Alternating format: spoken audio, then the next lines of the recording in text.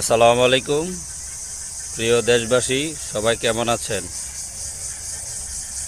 তো আজকে আমি যেই বিষয়টা নিয়ে কথা বলবো সেই বিষয়টা আপনারা জানেন। আমি আমার ফেসবুক আইডি থেকে দুপুরবেলায় পোস্ট করে জানিয়ে দিয়েছি আপনাদেরকে। তো আমার ফেসবুক পোস্টটা এমন ছিল যে আজ কথা বলবো meticulous designer master mind Mahfuz Alam বারংবার দেশে যুদ্ধ পরিস্থিতি বিরাজমান বলে কিসের ইঙ্গিত দিচ্ছে? দেশের এই নগ্ন এবং বিবস্ত্র অবস্থা কি মেটিকুলাস ডিজাইনের অংশ? এই যে কালবেলা নিউজটা করেছে, সরি, মাহফুজ আলম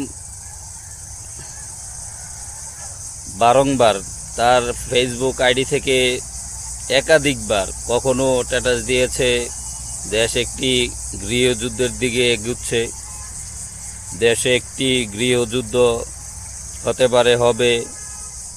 এবং সর্বশেষ এখন যেটা বলেছে, দেশে এখন যুদ্ধ পরিস্থিতি বিরাজমান করছে। তার মানে কি? দেশে তিনি কেন যুদ্ধের পরিস্থিতি বিরাজমান বলতেছেন? আপনারা লক্ষ্য করে দেখুন, 5 আগস্টের পর থেকে সারা বাংলাদেশে যেভাবে জঙ্গি, উগ্রবাদী, মৌলবাদী এবং যারা স্বাধীনতা বিরোধী তাদের যে আস্ফলন ঘটেছে, স্বাধীনতা বিরোধী অপশক্তির যে আস্ফলন ঘটেছে, এটা আপনারাও দেখতে পাচ্ছেন, আমরাও দেখতে পাচ্ছি।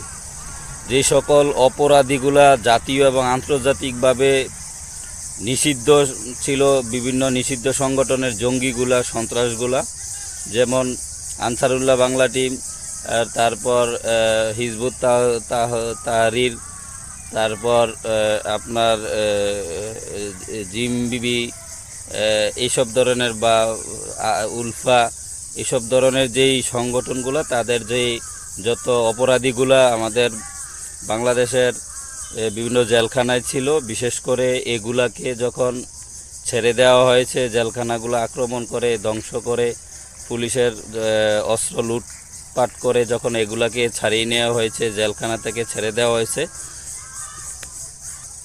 ঠিক তখনই দেখবেন যে এই 5 তারিখের পর থেকে, 5 আগস্টের পর থেকে দেশের মধ্যে দাঙ্গা হাঙ্গা, মারামারি, খুন খারাপি, ধর্ষণ, লুটতরাজ, চুরি, ডাকাতি, ছিনতাই সব কিছু বেড়ে গিয়েছে। এই যে এইসব হচ্ছে, দেশের যে আইন শৃঙ্খলা বাহিনীর যে একটা নগ্ন অবস্থা, বিবস্ত্র অবস্থা, আমি যদি এই ভাষাটির অর্থ আপনারা বুঝতে পেরেছেন, নগ্ন এবং বিবস্ত্র আমি কেন বলেছি, আসলে এর চাইতে যদি আরও কোনো নিকৃষ্ট ভাষা ব্যবহার করা যেত তাহলে আমি সেই ভাষাটাই ব্যবহার করতাম। প্রিয় দেশবাসী, প্রিয় দর্শক, আপনারা বুঝতে পেরেছেন মনের কতটুকু আক্ষেপ থেকে এই কথাগুলো বলতে হয়। জানি আপনারা মনের মধ্যেও এই আক্ষেপ নিয়ে আপনারা আছেন। দেশের মধ্যে যে এই বিশৃঙ্খল অস্থিতিশীল অবস্থা, দেশ যে একটি ধ্বংসস্তূপে পরিণত হচ্ছে, দেশ একটি ব্যর্থ রাষ্ট্রে পরিণত হচ্ছে, তার পিছনে একমাত্র কারণ হচ্ছে এই মাহফুজ আলম, যাকে ইউনূস সাহেব জাতিসংঘের একটা বিদেশি একটা হিলারি ক্লিনটন ফাউন্ডেশনের একটা অনুষ্ঠানে পরিচয় করিয়ে দিয়েছে যে মেটিকুলাস ডিজাইনার আপনার এই যে চক্রান্ত হয়েছে, সরকার উৎখাতের, একটি শান্তি শৃঙ্খল দেশের, একটি গণতান্ত্রিক ধারা বহমান দেশের একটি নির্বাচিত সরকারকে উৎখাত করার যেই মেটিকুলাসলি আপনার প্ল্যান হয়েছে, প্ল্যানের মাস্টার মাইন্ড হিসাবে পরিচয় করে দিয়েছিল যে মাহফুজ আলম। আসলে সে হিজবুত তাহরিরের সহ একাধিক জঙ্গি সংগঠনের সাথে তার ওঠা বসার সম্পৃক্ততা আছে। আপনারা ইতিমধ্যে অনেক কিছু দেখেছেন এবং বহির্বিশ্বের অন্যান্য বিখ্যাত জঙ্গি সংগঠনের নেতারাও বাংলাদেশের মধ্যে আস্ফলন দেখেছেন তাদের। তো এই কারণেই দেশের যে একটা আইনের যে একটা নগ্ন এবং বিবস্ত্র অবস্থা,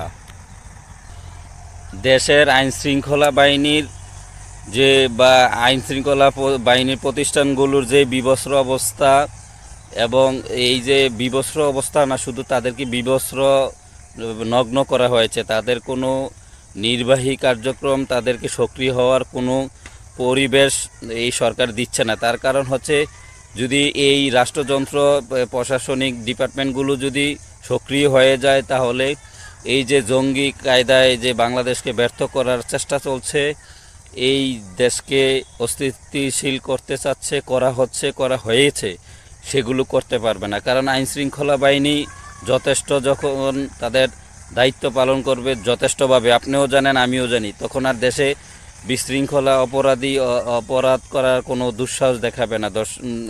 এই যে দর্শন হচ্ছে, মা বোনদের আজকে নিরাপত্তা নাই। দেখেন, যারা দর্শনের বিরুদ্ধে কথা বলে তাদেরকে পুলিশ লাঠিচার্জ করছে, কিন্তু যারা দর্শন করছে তাদের বিরুদ্ধে কোনো অ্যাকশন নাই।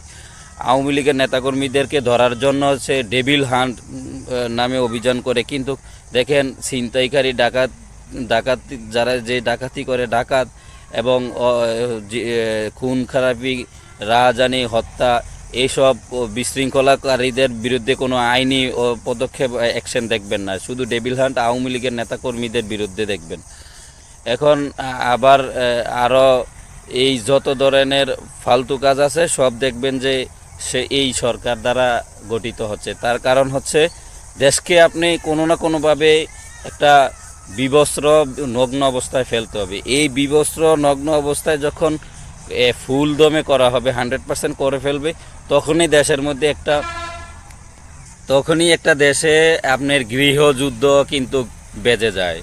এই বিভিন্ন ধর্মীয় বিষয়াদি নিয়ে, বিভিন্ন রাজনৈতিক মতাদর্শ নিয়ে, কারণ তখন আইনের শাসন থাকে না, তখন দেশের মধ্যে কোনো আইন কানুন তোয়াক্কা করার কোনো পরিবেশ থাকে না, কেউ আইনকে মানে না, সকলে আইনকে তোয়াক্কা করেই কিন্তু এই বিভিন্ন ধরনের আপনার বিশৃঙ্খল কাজে, গৃহযুদ্ধের মতন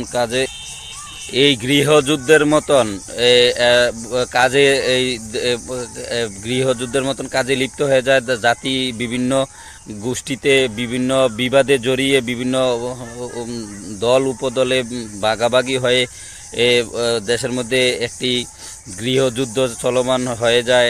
তারপর বহির্বিশ্বের অন্যান্য দেশ এই দেশে এসে আক্রমণ করার সুযোগ করে দেয়। যেমন মনে করেন, পাকিস্তান অনেকবার বলেছে যে বাংলাদেশ তাদের মেলায় হারিয়ে যাওয়া ছোট ভাই। তো এখন পাকিস্তানের সেনাবাহিনীর এবং গোয়েন্দা সংস্থার বা জঙ্গি ISI এর তৎপরতা এখন দেখা যাচ্ছে অনেকাংশে বেড়ে গিয়েছে, যা কল্পনার বাইরে। তো এখন এই মাহফুজ আলমরা আসলেই হচ্ছে পাকিস্তানিদের প্রেতাত্মা। এই IS, হিজবুত তাহরির বলেন বা আপনার উলফা বলেন, তারা সকলেই, যারা বাংলাদেশের স্বাধীনতা বিরোধী, যারা বাংলাদেশের স্বাধীনতাকে বিশ্বাস করে না, তারা সকলেই চাচ্ছে দেশটাকে আবার পাকিস্তানের কাছে বেছে দেওয়ার জন্য।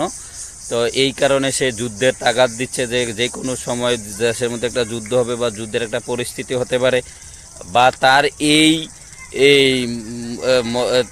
তাদের এই ইনুস গং এবং মেটিকুলাস ডিজাইনারদের যে ষড়যন্ত্র, এই ষড়যন্ত্রকে রুখে দেওয়ার বিরুদ্ধে। তো তাদের এই যে নীল নকশা, তাদের এই প্ল্যান যখন বুঝতে পারবে, বা জনগণ যখন বুঝতে পারবে, দেশপ্রেমিক সেনাবাহিনী যখন বুঝতে পারবে, তখন তারা জানে যে তাদেরকে দমন করার জন্য তাদের এই নীল নকশা, তাদের মেটিকুলাস ডিজাইনের যে ষড়যন্ত্র রুখে দেওয়ার জন্য সেনাবাহিনী, বিভিন্ন অন্যান্য বাহিনী এই দেশের স্বাধীনতাকামী মানুষ তাদের বিরুদ্ধে যাবে। তখন তারা এই স্বাধীনতার পক্ষের দেশপ্রেমিক সেনাবাহিনীর এবং সাধারণ জনগণের বিপক্ষে তারা এই জঙ্গি কায়দায় একটা যুদ্ধে অবতীর্ণ হবে, সেই ধারণাই দিয়েছে। তো দেশবাসী সকলে সজাগ থাকবেন, সকলে দেশপ্রেমে উদ্বুদ্ধ হয়ে তাদেরকে রুখে দেওয়ার জন্য সদা প্রস্তুত থাকবেন। সকলের সাথে দেখা হবে, কথা হবে। জয় বাংলা, জয় বঙ্গবন্ধু।